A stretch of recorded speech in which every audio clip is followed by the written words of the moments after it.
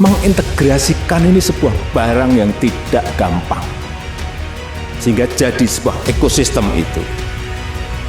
Inilah yang terus saya mati-matian ini harus jadi, karena inilah yang akan melompatkan kita, meloncati leapfrog menuju ke peradaban yang lain.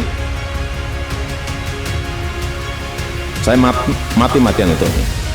Begitu ini jadi, saya sampaikan kepada Menko Marinvest, kepada Menteri Investasi, tidak usah kemana-mana memarketingi masalah investasi. Mereka yang akan datang ke kita, percaya saya. Mereka yang akan datang ke kita untuk mencari, untuk beli EV baterai kita. Dulu zaman VOC, zaman company, itu ada yang namanya kerja paksa, ada yang namanya tanam paksa. Zaman modern ini muncul lagi ekspor paksa. Ekspor paksa, kita dipaksa untuk ekspor. Loh, ini barang kita kok. Memang sudah saya sampaikan kemarin, kita kalah.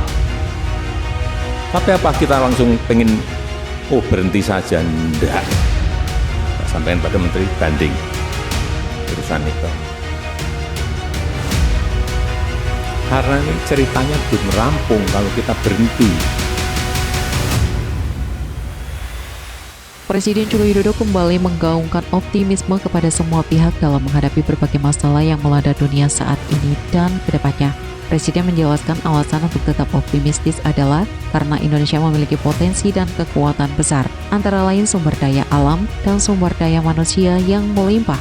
Selain itu, Indonesia juga memiliki pasar yang besar, termasuk pasar ASEAN yang mencapai 600 juta penduduk. Dari sisi geografis, posisi Indonesia juga sangat strategis karena berada di jalur perdagangan dunia. Hal itu disampaikan oleh Presiden di hadapan para bos-bos besar Indonesia pada acara Kompas 100 CEO Forum tahun 2022 yang digelar di Istana Negara, Jakarta pada Jumat 2 Desember 2022. Menurut Kepala Negara, Indonesia sudah lama menganut keterbukaan ekonomi. Namun, Presiden menegaskan bahwa keterbukaan ekonomi tersebut jangan sampai disalahartikan. Presiden mencontohkan sejumlah negara di Amerika Latin yang sudah menerapkan keterbukaan ekonomi sejak 1950-an dan 1960-an justru tetap menjadi negara berkembang hingga saat ini. Presiden memandang hal yang berbeda terjadi di Taiwan dan Korea Selatan yang kemudian membuat pemerintah mendesain strategi besar, yaitu harus membuat negara lain bergantung kepada Indonesia. Menurut Presiden, banyak negara yang sebetulnya bergantung kepada Indonesia, misalnya terkait batu bara dan minyak sawit mentah atau CPO. Membuat negara lain bergantung kepada kita. Sebetulnya ini sudah beberapa kali saya cek, siapa sih yang tergantung pada kita, ternyata banyak sekali.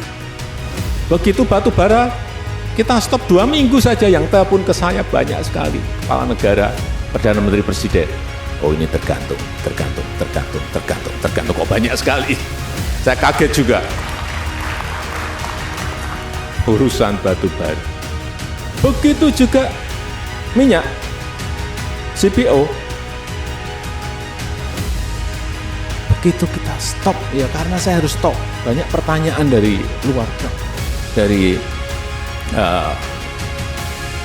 IMF, dari Bank Dunia, kenapa stop?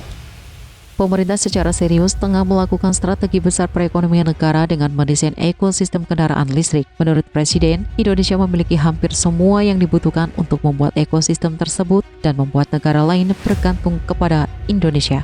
Presiden mencontohkan 2 negara yang dinilainya berhasil membuat negara lain bergantung kepada produk mereka, yakni Taiwan dengan produk chipnya dan Korea Selatan dengan komponen digitalnya, sehingga perusahaan-perusahaan besar di Amerika semuanya tergantung padanya. Indonesia sendiri memiliki potensi yang sangat besar untuk membangun ekosistem kendaraan listrik, utamanya dalam membuat baterai listrik. Kepala negara memerinci cadangan nikel Indonesia adalah nomor 1 di dunia, timah nomor 2 di dunia, bauksit nomor 6 di dunia, dan tembaga nomor 7 di dunia. Menurut Presiden, yang kemudian menjadi tantangan adalah mengintegrasikan bahan-bahan tersebut karena posisinya yang tersebar di beberapa tempat berbeda di Indonesia. Misalnya, tembaga ada di Papua dan Sumbawa, nikel ada di Sulawesi, dan bauksit ada di Kalimantan Barat dan Kepulauan Riau. Lebih jauh, Presiden meyakini bahwa ketika ekosistem besar kendaraan listrik tersebut jadi, maka investasi akan datang dengan sendirinya ke Indonesia. Presiden mengatakan bahwa Indonesia terbuka terhadap hal tersebut, asal para investor turut menggandeng perusahaan swasta Indonesia maupun dengan badan usaha milik negara, sehingga terjadi transfer teknologi. Selain itu, kehadiran ekosistem besar kendaraan listrik juga akan mendongkrak pendapatan negara, baik melalui penerimaan pajak, royalti, dividen, bea ekspor, hingga penerimaan negara bukan pajak. Jika penerimaan negara bertambah, Presiden melanjutkan, artinya anggaran untuk dana desa juga bertambah. Dengan demikian, masyarakat desa juga akan turut menikmati hasil dari ekosistem kendaraan listrik yang tengah dibangun oleh pemerintah.